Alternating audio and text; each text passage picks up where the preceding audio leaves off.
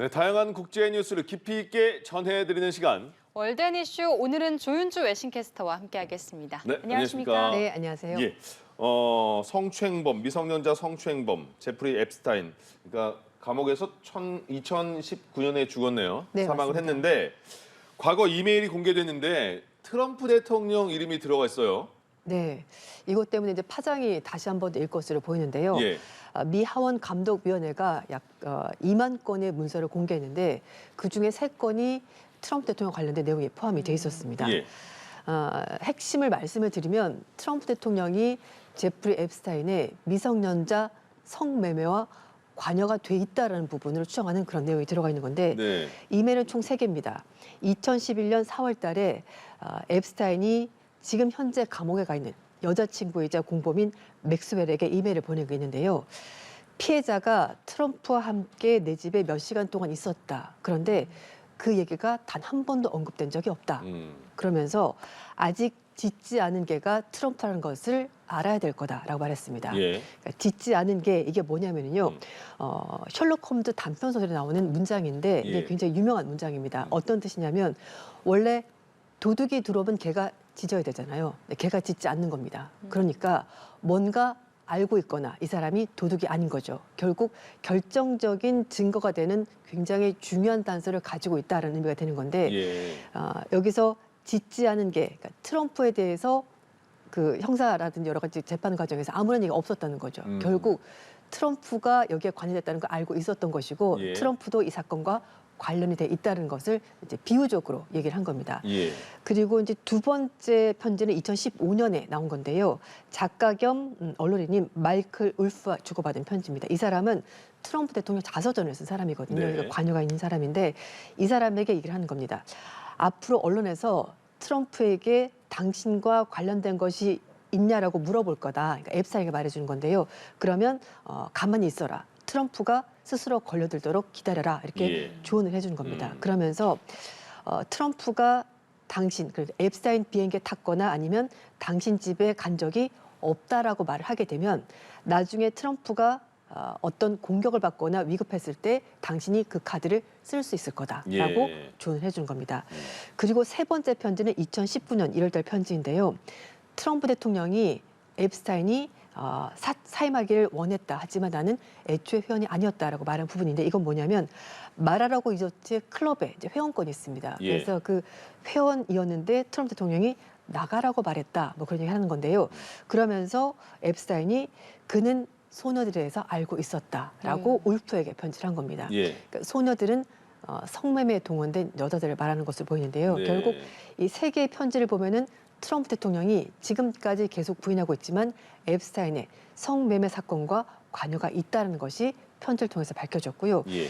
이 소녀라고 말하는 부분에 이게 이제 민감한 고유명사가 나와 있기 때문에 이게 이제 마크 처리해서 안 보이게 돼 있었는데 이번에 그 미하원 감독위원회 측에서 이걸 공개할 걸 요구했고요. 네. 이름이 나왔는데 버지니아라는 이름이 나왔습니다. 예. 이 여성은 올해 4월 달에 스스로 목숨을 끊은 여성인데요. 역시 피해자 중 한 명이었고 이 여성도 자살했습니다. 그래서 예. 이 전반적인 상황을 봤었을 때 트럼프 대통령이 앱스타인의 성매매 사건과 관련이 돼 있었고 그리고 앱스타인이 미성년자 성매매 한다는 것을 알고 있었고 심지어 그 소녀들과 시간을 보냈다는 것이 이메일을 통해서 밝혀지게 된 겁니다. 예. 일단 하원 감독이 민주당 간사 측에서는요 이번에 공개된 메일을 얘기를 하면서 백악관이 뭔가 숨기고 있는 것 같다라고 말하면서 전체적인 문서 공개 그러니까 이메일 전체를 다 공개할 것을 요구를 하고 있는데요. 이 이메일은 민주당이 올해 초 앱스타인 유족들에게 요청을 해서 이메일이 추가적으로 나오면서 이번에 공개가 된 거라고 하고요. 예. 사실상 그 앱스타인 사건이 종결이 됐습니다. 트럼프 행정부 들어서면서 피의자가 사망하기 때문에 네. 그런데요. 하지만 말씀드린 것처럼 앱스타인의 여자친구 이제 맥스웰은 지금 감옥에 있는 상황이고 공교롭게도 법무부 관계자가 고위 관계자가 맥스웰을 최근에 만난 적이 있습니다. 그래서 민주당에서는 결국은 맥스웰을 풀어주거나 아니면 유죄 그 협상통을 통해서 형을 줄여주려고 법무부 관계자가 간 것 아니냐라고 얘기를 하고 있는 겁니다. 예. 그 여자친구라는 사람이 지금 수감돼 있는데 앱스타인과 공범이라는 거죠? 그렇죠.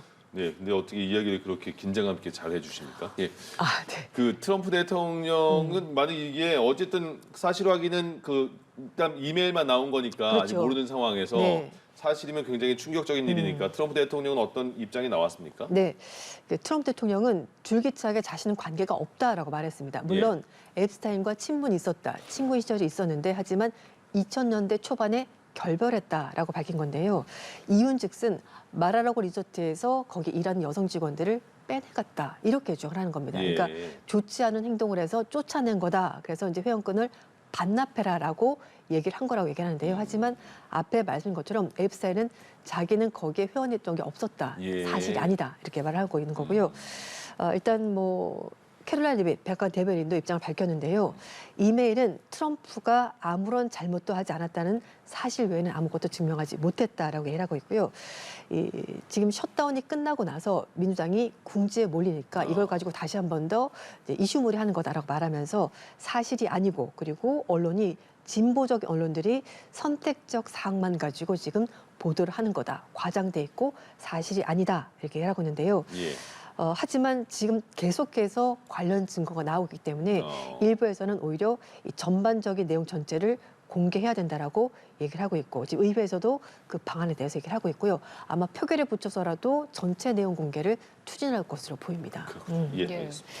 미국 민주당 하원 의원들이 억만장자 성범죄자 제프리 앱스타인의 과거 이메일을 공개했습니다. 공개된 메일에는 도널드 트럼프 대통령의 이름이 수차례 언급됐는데요. 이에 대해 트럼프 대통령은 사기극이라고 일축했습니다. 최진경 기자입니다. 미국의 억만장자 성범죄자 제프리 앱스타인의 이메일이 공개되면서 파장이 일고 있습니다. 현지 시간 12일 미 하원 민주당 의원들이 공개한 내용으로 이메일은 모두 3통입니다. 앱스타인은 과거 이메일에서 트럼프 대통령의 이름을 수차례 언급했습니다. 특히 지난 2011년 전 연인 길레인 맥스웰에겐 트럼프 대통령을 아직 짖지 않은 개라고 지칭했습니다. 이어 자신의 집에서 그가 피해자와 몇 시간을 보냈다면서 그는 한 번도 언급되지 않았던 인물이라고 강조했습니다. 2019년 작가 마이클 울프에게 보낸 메일에선 트럼프 대통령이 그 소녀들에 대해 알았다고도 주장했습니다. 앱스타인의 성범죄 피해자 중에선 미성년자들도 있었는데 이들을 가리킨 걸로 해석됩니다. 트럼프 대통령은 사기극이라고 일축하며 반박했습니다. 셧다운 사태를 끝내기 위한 미국 하원의 표결을 앞둔 가운데 민주당이 사태의 책임을 피하려고 시선을 다른 곳으로 돌리고 있다는 겁니다. 백악관도 트럼프 대통령을 향한 중상모략이라면서 민주당이 가짜 내러티브를 만들기 위해 내용을 선택적으로 유출했다고 비판했습니다. These emails prove absolutely nothing other than the fact that President Trump did nothing wrong. 하지만 백악관은 앱스타인 사건과 관련한 모든 법무부 자료를 공개하라는 법안의 표결은 막고 있습니다.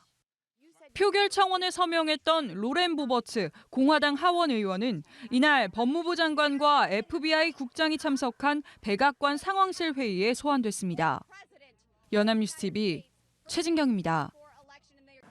도널드 트럼프 미국 대통령이 두 번째 영국 국빈 방문 일정을 진행 중인 가운데 이에 항의하는 시위와 조롱이 런던에서 이어졌습니다. AFP 통신 등 외신에 따르면 현지 시간 16일 밤 런던 근교 윈저성 외벽에는 몇 분간 트럼프를 조롱하는 사진과 영상이 틀어졌습니다. 영상엔 트럼프 대통령이 지난 2019년 수감 중 숨진 미국의 억만장자 성범죄자 제프리 앱스타인과 함께 있던 모습 등이 담겼습니다. 현지 경찰은 영상 재생을 중단시키고 현장에서 관련자 4명을 체포해 조사하고 있습니다. 앞서 이날 윈저성 앞에는 런던 시민 수십 명이 모여 참으시라운 독재자 등 글귀가 적힌 플랜카드를 들고 규탄 시위를 벌이기도 했습니다. 백악관 복귀 1년이 제한된 트럼프 미국 대통령과 관련해서 벌써 레임덕 얘기가 나옵니다. 공화당 상원이 사실상 집단 항명하는가 하면 법원도 관세 정책에 제동을 걸 기미를 보이고 있습니다. 강은나래 기자입니다. 현지 시간 4일 지방선거 참패 후 트럼프 대통령은 백악관으로 공화당 상원 의원들을 모았습니다. 선거 패배를 셧다운 탓으로 돌리며 필리버스터 종결에 필요한 의사 정족수를 과반으로 낮추는 핵 옵션을 거듭 요구했습니다. If you read the pollsters The shutdown was a big factor, negative for the Republicans. 하지만 15명 넘는 의원들이 트럼프 대통령의 요구를 거부했다고 월스트리트 저널이 보도했습니다. 협치를 해치고 역풍이 우려된다는 이유였는데 언론은 공화당이 1년 넘게 예스만 말하다 노라고 답하기 시작했다고 지적했습니다. 트럼프 정부가 민생보다 외교, 전쟁 이슈에 집중한 게 선거 패인으로 지목되면서 대통령의 당내 영향력이 약화하고 있다는 분석입니다. 정치 매체 폴리티코도 공화당 의원들이 스스로 살아남아야 한다는 사실을 직시하기 시작했다며 트럼프가 레임덕에 접어들었다고 보도했습니다. 사법부 분위기도 예전 같지 않다는 지적이 나옵니다. 트럼프 관세 위헌 여부 판단을 위한 연방 대법원의 구두 변론에서 보수 성향의 대법관들조차 대통령의 관세 부과 권한에 회의적인 시각을 내비쳤습니다. 최근 매사추세츠와 로드아일랜드 연방법원은 셧다운 중에도 정부가 저소득층 식비 보조를 중단해선 안 된다고 판단했습니다. A rebuke of the Trump administration's policies. This is really a warning light to the White House. How Republicans react to it, we'll have to see. 미국 매체들은 대통령 임기가 3년 이상 남은 만큼 공화당 의원들이 당장 무리지어 등을 돌리진 않을 것으로 전망하면서도 트럼프 리스크와의 거리두기 분위기가 이어질 것으로 전망했습니다. 연합뉴스 TV 강은나래입니다. 억만장자 성범죄자 제프리 앱스타인의 연인이자 공범인 길레인 맥스웰과 관련한 증언 기록을 공개하게 해달라는 미 법무부의 요청을 미 법원이 받아들이지 않았습니다. 뉴욕 남부 연방법원은 대배심 증언록 공개는 특별한 상황에 해당하는 예외적 적용이라며 무분별한 적용은 비밀 유지의 근간을 무너뜨릴 위험이 있다고 지적했습니다.